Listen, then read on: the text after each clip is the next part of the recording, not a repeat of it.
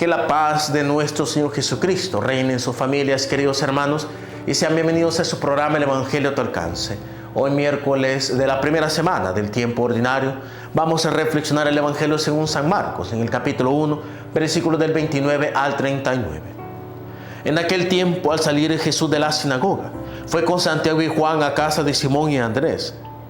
La suegra de Simón estaba en cama, con fiebre, y enseguida le avisaron a Jesús. Él se le acercó y tomándola de la mano, la levantó. En ese momento se le quitó la fiebre y se puso a servirles. Al atardecer, cuando el sol se ponía, le llevaron a todos los enfermos y poseídos del demonio, y todo el pueblo se apiñó junto a la puerta.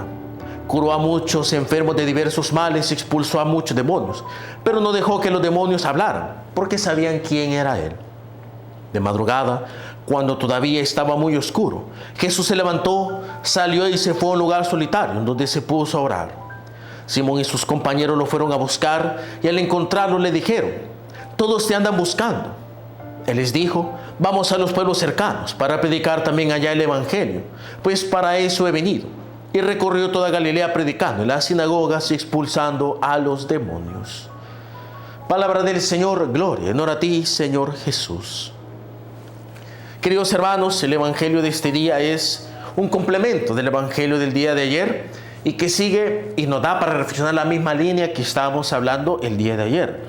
Cómo estos evangelios de los primeros días del tiempo ordinario prácticamente nos van a demostrar y nos van a nosotros a exponer el plan de trabajo de Cristo.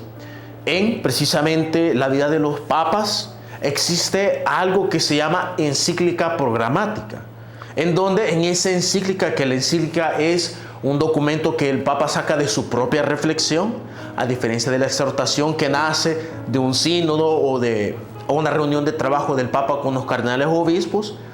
La encíclica es algo que nace del corazón del Papa, y programática se le llama porque en esa encíclica el Papa expone qué es lo que él quiere hacer en su papado, expone cuál es el plan de trabajo que como Papa él realiza. Y Jesús hace lo mismo ahora, en cuanto que precisamente en el Evangelio de Marcos, en estos primeros pasajes, él empieza a exponer de qué va a basar su ministerio público. Predicación y ayuda a los demás. Predicación y ayuda. Predicación y ayuda. Es así como Cristo va a manejar toda su vida pública. Predicando la palabra de Dios, y fruto de esa predicación, cuando los corazones se abren, Jesús entrará en la vida de estas personas y con sus obras, con sus acciones, Él va a intentar por todos los medios ir trabajando, va a intentar por todos los medios ir desarrollando ese amor de Dios a través de acciones. ¿Cuáles? Lo que a nosotros aquí nos enseña una vez más Marcos, a través de la asistencia a los enfermos, a través de la asistencia a los poseídos, a los desamparados. Personas que, recordemos que en el contexto de Jesús, eran personas que tenían sus dificultades. ¿Por qué? Porque los enfermos, recordemos, eran vistos como personas malditas. ¿Por qué? Porque precisamente la enfermedad era vista como un castigo de Dios. Si alguien había pecado grandemente, entonces precisamente eso quiere decir que su enfermedad era castigo por ese pecado. La enfermedad era un castigo por todas las cosas que ellos habían hecho, malas, en contra de Dios o en contra de los demás, cosa que obviamente pues no es cierto.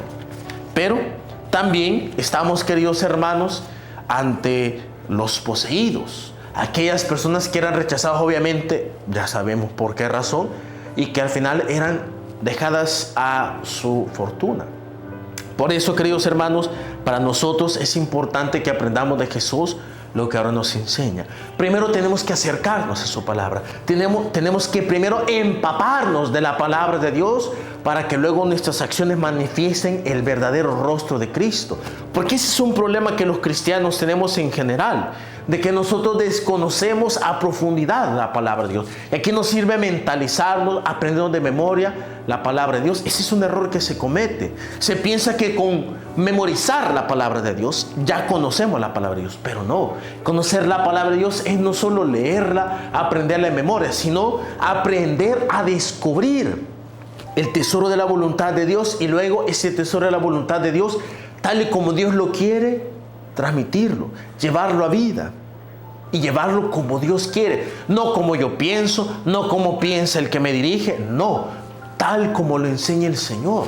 Porque de nada sirve que nosotros queramos llevar la palabra de Dios a vida si nuestra reflexión, nuestra meditación, la forma en cómo nosotros entendemos la palabra de Dios es una forma corrompida, es una forma inexacta de la palabra de Dios. No puede ser eso. Por eso, queridos hermanos, abramos nuestro corazón a la palabra de Dios, amemos la palabra de Dios para que así el Señor llegue a nuestras vidas.